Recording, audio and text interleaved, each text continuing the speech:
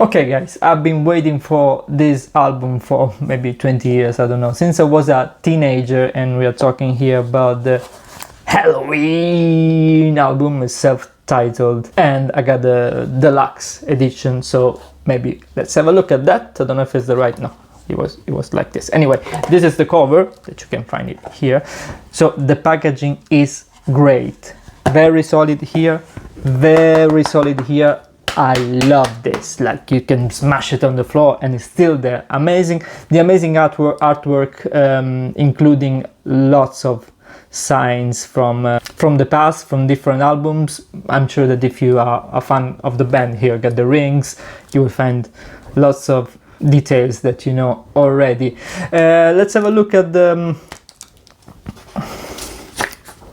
okay, this is advertising. Let's have a look at the rest. There is something that I don't like. So there are two things that I don't like. So this is the graphic of the CD, which is good.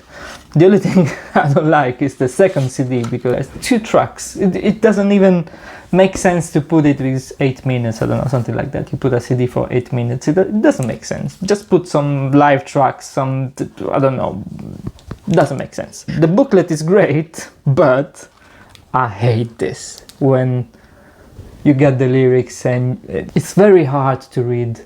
Every time you look at these lyrics, you have to buy new glasses because it's painful. I try to follow the lyrics, but I just can't. And there is something in the middle, like some strange paper. I think it's Crack the Riddle. I read something on the internet, but to be honest, right now I'm focused on the album, so I don't know anything about that. Another thing that I don't like, I'm full of complaining, is that the track list is here, right?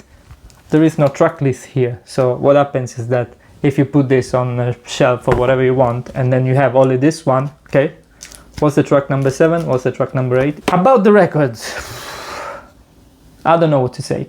So I'm a huge fan of Helloween and a huge fan of Michael Kiske and even Kay Hansen, so I was waiting for this album and this review.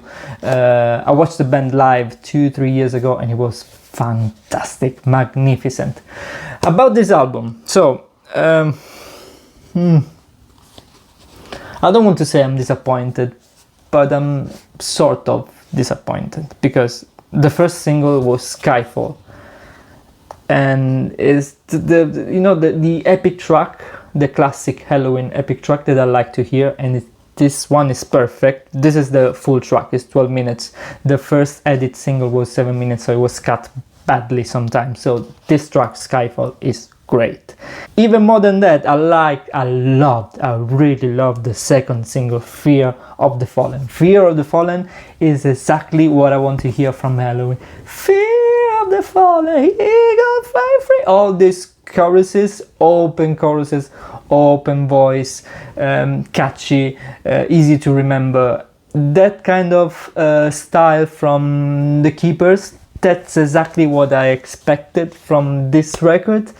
But this record, even if it's got good songs, I think that they are more related to the second part of the career of Helloween. So, well, and it makes sense because maybe the main composer is Andy Darius, which wasn't present on Keeper of the Seven Keys era. So it kind of makes sense. But from Fear of the Fallen and Skyfall, I was expecting something different, something more happy and catchy, which is not. There are good songs, don't get me wrong. To be honest, I was expecting the best record of the decade or the last 20 years, I don't know, something like epic from those 2 singles. Even, Indestructible sounds like Unisonic, the project with Kay Hansen and Michael Kiske. But now I think that overall is one of my favorites because it's got the immediate feeling, catchy and memorable. The rest of the songs, they are good. I will mention the opener, Out for the Glory, which is you got Kay Hansen. There is mainly sang by Michael Kiske. Kay Hansen is doing some evil praise, the usual Kay Hansen, which I really like. And Kay Hansen is not as present as we wanted, maybe, but but it's still there. Talking about the voices, Andy Darius and Michael Kiske are very complementary. Their voices are very different. So Andy Darius works more on the lower tone and maybe angry tone. Michael Kiske is more, you know, open notes and high pitch and whatever. So under this point of view, great result. Talking about the songs, I was expecting more than this because we have 1 hour content, and the content that really makes me happy Helloween is maybe the half. I don't know, I hope I can change my mind. I listened to it many times and this is my idea now, but as I always say, you know, you have to listen to some records. Maybe some records they needs and deserve more time. Rating, I don't know because I'm still in between these two phases. So I would say it's a good record for sure.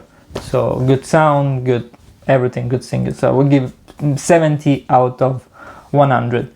Again, I was expecting 100 out of 100 for those two singles. If the quality was just like the first two singles, I would have given 100 out of 100, but unfortunately for me it's not. Top tracks, I would say of course Skyfall and Fear of the Fallen, and the opener Out for the Glory. Skip tracks, there are a few tracks that are really, I don't want to say weird, but kind of, but there are no, maybe the bonus track, the first bonus track is not really great, but it's a bonus track, so it doesn't count. So I wouldn't say there are skip tracks. These are my 2 cents, maybe 4 or 5 cents on this Helloween record. You let me know what you think. Leave a comment, leave a like, subscribe the channel, please. Rock on!